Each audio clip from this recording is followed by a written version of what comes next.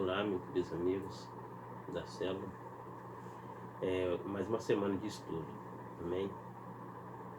E hoje vamos falar sobre a Páscoa, a libertação em meio à calamidade. Esse estudo vai ser dado em duas partes, porque ele é meio extenso, e nós temos que fazer o mais curto possível, né, para não ficar enjoativo nem cansativo para ninguém. O texto-chave está lá em Êxodo, capítulo 12, do versículo 1 ao 12. Amém? Vamos ler. Eu vou ler aqui na minha Bíblia hoje, que fala assim: Então o Senhor disse a Moisés e a Arão no Egito: De agora em diante, este mês será para vocês o primeiro do ano. Anuncie a toda a comunidade de Israel. No 10º dia deste mês, cada família escolherá um cordeiro ou um cabrito para fazer um sacrifício, um animal para cada casa. A família que for pequena demais para comer um animal inteiro deverá compartilhar com outra família da vizinhança. O animal será dividido de acordo com o número de pessoas e quantidade que cada um puder comer. O animal escolhido deverá ser um cordeiro ou um cabrito de 1 ano, sem defeito algum. Guardem bem o animal escolhido até a tarde do 14º dia do primeiro mês. Nesse dia, toda a comunidade de Israel sacrificará o seu cordeiro ou cabrito ao anoitecer. Em seguida, tomarão um pouco de sangue e passarão nos batentes laterais e no alto das portas de casas onde comeram o animal. Nessa mesma noite, assarão a carne no fogo e a comerão acompanhado de folhas verdes, amargas e de pão sem fermento. Não comerão carne crua nem cozida. O animal todo, incluindo a cabeça, as pernas e as vísceras, deverá ser assado no fogo. Não deixe sobrar para a manhã seguinte. Queime o que não for consumido antes do amanhecer. Estas são as instruções para quando fizerem a refeição. Estejam vestidos para a viagem, de sandálias nos pés e cajado na mão. Faça a refeição apressadamente, pois é a Páscoa do Senhor. Nessa noite passarei pela terra do Egito e matarei todos os filhos mais velhos, todos os primeiros machos dentre os animais na terra do Egito. Executarei juízo sobre todos os deuses do Egito, pois eu sou o Senhor. Amém? Até aqui. Então vamos começar a introdução. Essa semana nosso estudo é sobre a Páscoa, como já disse. Quando a cristandade celebra a morte de Jesus, o Cordeiro de Deus que tira o pecado do mundo, está lá escrito em João, no capítulo 1, do versículo 29, quando João Batista, batizando nas águas, viu Jesus, ele falou isso: esse é o Cordeiro que tira o pecado do mundo. É isso que nós celebramos na Páscoa. Essa tem que ser a nossa consciência da Páscoa para nós. Nós fomos libertos através da Páscoa, através de Jesus, que era o Cordeiro de Deus. Amém? Apesar de estarmos no final de abril, mas isso é um assunto muito importante para nós. O Cordeiro de Deus que tira o pecado do mundo. Normalmente, fazemos com muita comunhão num grande evento, mas desta vez estamos sob isolamento social, por causa da pandemia do Covid-19. Não é o que gostaríamos de estar vivendo, mas talvez nos ajude a compreender melhor o espírito da Páscoa. Quando ela foi instituída,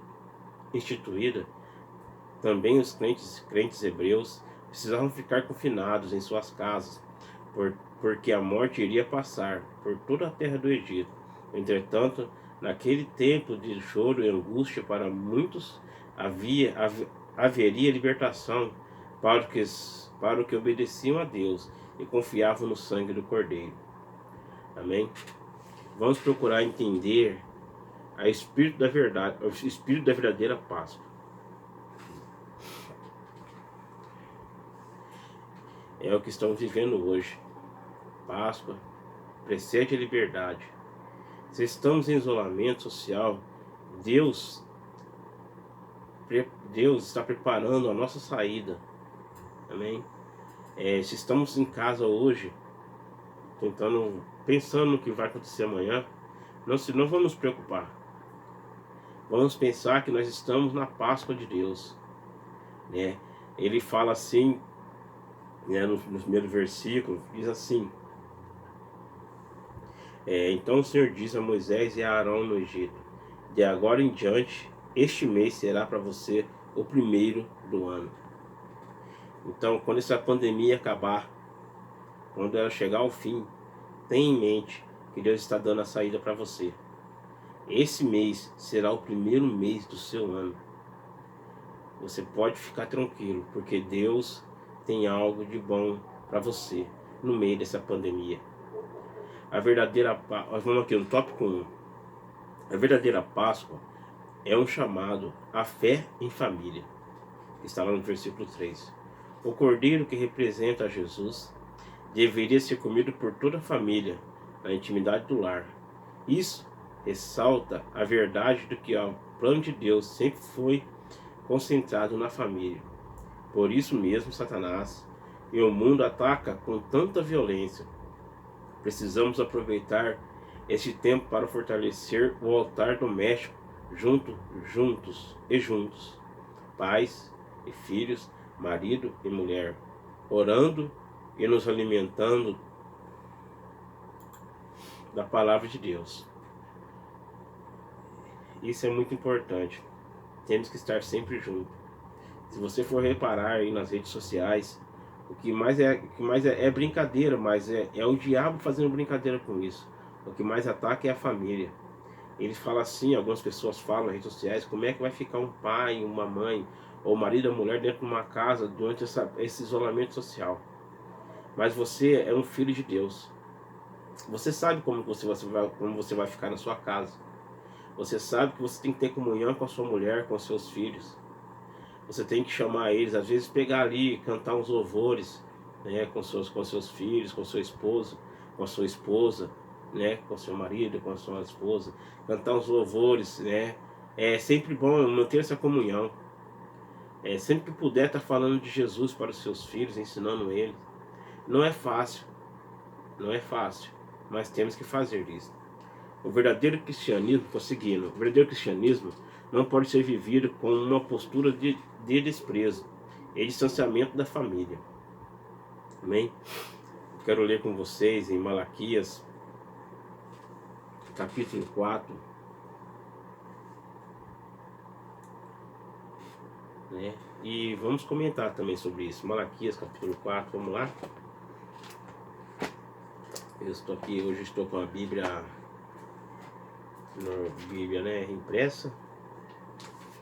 E eu acho muito interessante a gente pegar a nossa Bíblia impressa de vez em sempre para ler, né? Não é só ficar no celular.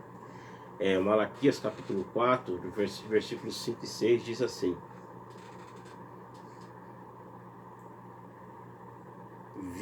Vejam, e eu lhes envio o profeta Elias antes da vinda do grande e terrível dia do Senhor. Ele fará que o coração dos pais volte para seus filhos e o coração dos filhos volte para seus pais. Do contrário, eu virei e castigarei a terra com maldição. Está vendo como é muito importante? Como é importante nós estarmos em comunhão com nossos filhos e os filhos com os pais. Isso é muito importante. Eu queria que vocês comentassem. Aqui mesmo na nossa plataforma onde está sendo postado esse vídeo, você comentasse como está sendo a sua família, como está sendo o seu lar agora nesses momentos, né, de confinamento, o que você está fazendo, né? Nesse tempo de pandemia, como estamos nos comportando como família, e nos isolamos, ou nós estamos nos comportando, fazendo a pergunta, neste momento nós estamos nos comportando como família, ou estamos nos isolando dentro de casa, deixando de conversar com seu filho, com a sua esposa, com o seu esposo, né? Quem mora com o pai, né, com os avós, deixando de conversar com a nossa família e ficando só nós. Nós não podemos pensar assim, nós não podemos ser assim. Eu vou colocar aqui minha opinião. Nesse momento que estamos vivendo de isolamento, não podemos ser só nós. Temos que ser um todo dentro de casa, né? Todo mundo tem que trabalhar em conjunto. Mas dê a sua opinião, fala aqui nos comentários, né? Coloca aqui embaixo aqui. Eu vou estar colocando essas perguntas separadas depois para que você possa comentar. Amém? O 2. A verdadeira Páscoa é uma experiência de inclusão. Versículo 4. A família pequena ou mesmo pessoas solitárias deveria se juntar a outros para participar do Cordeiro. Isso fala de espírito de inclusão, que deve guiar os cristãos. Não basta estarmos bem dentro das nossas casas. Se alguém do nosso relacionamento está carente ou solitário, a Páscoa é um chamado à solidariedade, a uma vida que não deixa sobrar nem faltar. Nós vemos aqui nesses versículos, nesse versículo 4, que fala assim que aquela família que é pequena, que não for aguentar comer, né, que não for aguentar comer sozinho, o cordeiro, era para se juntar a outra, né? Então, isso quer dizer o convívio social. Como é que está o seu vizinho, o seu amigo, o seu parente, as pessoas mais próximas de você? Como que eles estão? Então, nós temos que ver isso daí também. Mesmo que você não vá na casa da sua mãe ou da sua sogra, né? Mesmo que você não vá na casa dos seus parentes, nós temos que buscar saber sobre isso. Se nós estamos sendo falhos, se eu estou sendo falho nessa parte, é a hora de eu começar a melhorar nessa parte. A buscar saber da minha família, da minha mãe, dos meus irmãos, mesmo que eu não possa ir na casa deles. Você também faça isso. Às vezes um colega seu, um amigo que não está indo trabalhar porque está no grupo de risco, né? É um idoso, tem mais de 60 anos e não pode estar perto de você. Então nós temos que ver essas pessoas também. Temos que visitá-las e ir atrás delas. Amém? Tem alguns versículos aqui que eu queria que você comente, que você lesse e comentasse aqui também. 1 Coríntios, capítulo 11, que é o versículo que antecede os versículos da ceia. Que diz assim, 1 Coríntios capítulo 11, 21 e 22. Alguns de vocês se apressam em comer a própria refeição. Como resultado, alguns passam fome, enquanto outros ficam embriagados. Será que vocês não têm casa onde comer e beber? Ou querem mesmo envergonhar a igreja de Deus e humilhar os pobres? O que eu devo dizer? Querem que eu os elogie? Certamente não elogiarei por isso. Vamos comentar também o versículo de Tiago. Tiago capítulo 2, versículo 14. Irmão, esse versículo de 1 Coríntios, né, que refere-se à ceia do Senhor, que naquela época, a ceia é isso mesmo, irmãos. A ceia do Senhor é a Páscoa. Nós celebramos o Cordeiro de Deus. Isso é ceia do Senhor. E às vezes o povo de Corinto se juntava, né, e levava, quem tinha muito dinheiro, levava os melhores pratos. Quem não tinha dinheiro não levava nada. Só que aí, quem levava os melhores pratos, comia os pratos. E esqueciam dos pobres. E Paulo se advertiu nisso. Nós não devemos nos esquecer dos nossos irmãos que estão lá. temos também que repartir com ele a nossa comida, nosso alimento. Como eu falei, comentei aqui antes, temos que ver os idosos, os nossos amigos que não estão trabalhando, nossos pais, nossas mães, porque é um isolamento social, temos que ficar em casa. É um decreto do governo do estado que nós ficamos em casa. Se você vai trabalhar, tem o seu serviço, você vai e volta para sua casa. Você não pode ir na casa das outras pessoas, você não pode ir na casa de um idoso.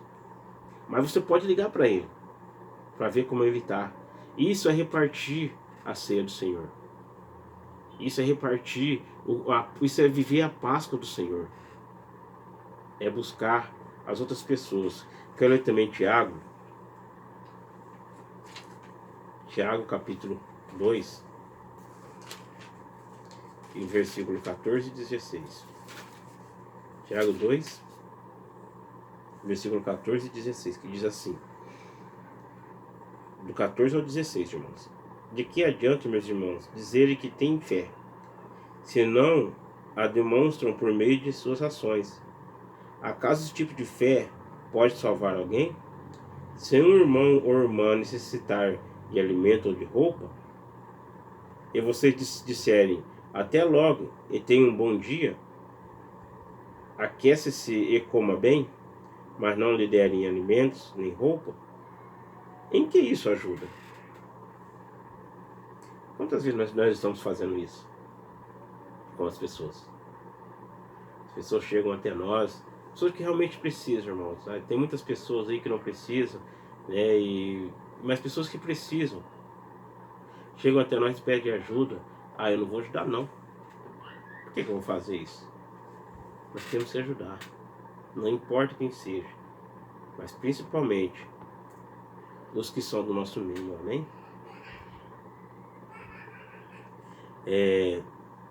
Será que, sendo cristão, estamos ajudando as pessoas que não têm condições de assistir?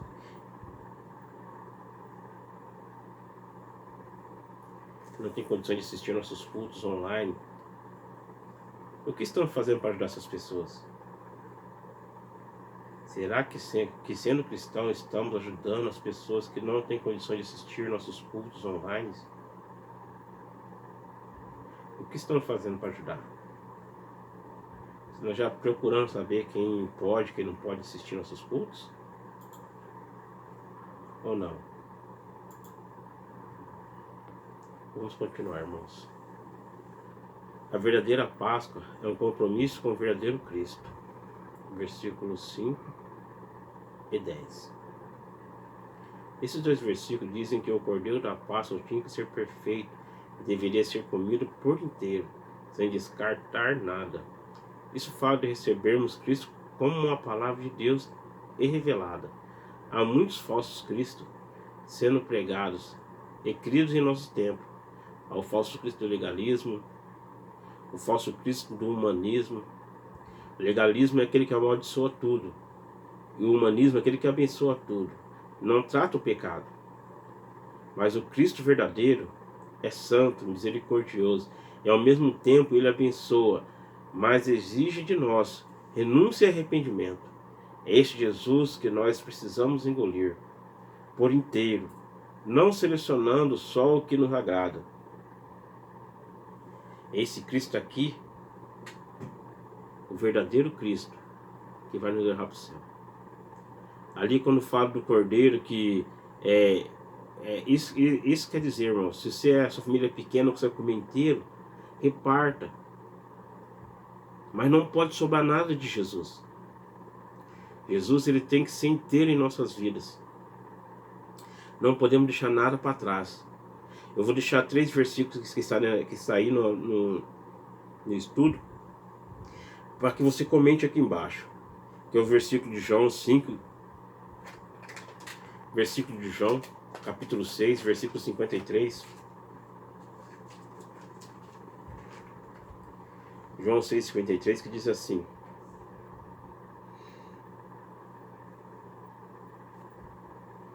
Então Jesus disse novamente, e eu lhes digo a verdade, se vocês não comerem a carne do Filho do Homem e não beberem o seu sangue, não terão a vida em si mesmo. Mas quem come a minha carne e bebe o meu sangue, terá a vida eterna. E eu ressuscitarei no último dia. O outro versículo está lá em Mateus 24 e 24, que diz assim: Pois falsos cristos, falsos profetas surgirão e realizarão grandes sinais e maravilhas, a fim de enganar, se possível, até os escolhidos. Se possível, até os escolhidos. E Timóteo, capítulo 4, versículo 3 ao 4, que diz assim: Pois virá o tempo em que as pessoas já não escutarão o ensino verdadeiro, e seguirão os seus próprios desejos, e buscarão mestres que lhe digam apenas aquilo que agrada aos seus ouvidos, e rejeitarão a verdade e correrão atrás de mitos. E aí? Comente esse vídeo aí, comente esses 3 versículos para nós aí embaixo, né? Que eu vou gostar. Nós vamos criar um debate aqui, irmãos. Esse grupo tá meio parado, meio quieto, mas vamos criar um debate. Né? Vamos nos reunir uma hora. Eu vou postar esse vídeo amanhã, então vamos nos reunir, né? Depois de você postar esse vídeo, você ler esse versículo, você ouviu esse vídeo e ler os versículos, vamos fazer um debate na nossa rede social. Vamos arrumar eu tenho uma plataforma que eu estou vendo, testando, que chama de videoconferência, para a gente poder estudarmos junto ao mesmo tempo. Mas tem que ter mais irmãos, né? Você que ainda não entrou no nosso grupo, vamos entrar, né? Para a gente continuar fazendo esses nossos trabalhos, né? Para o Senhor Jesus. A gente não pode nos dispersar, isso é muito importante. E nem nos isolar. Temos que manter a comunhão entre nós. Nós aqui somos discípulos, nós somos discípulos dessa célula. Temos que ficar junto. E para quando o culto for retornar, nós possamos estar lá, todo mundo junto, adorando o nome do Senhor. Então não esqueça, não vamos nos dispersar.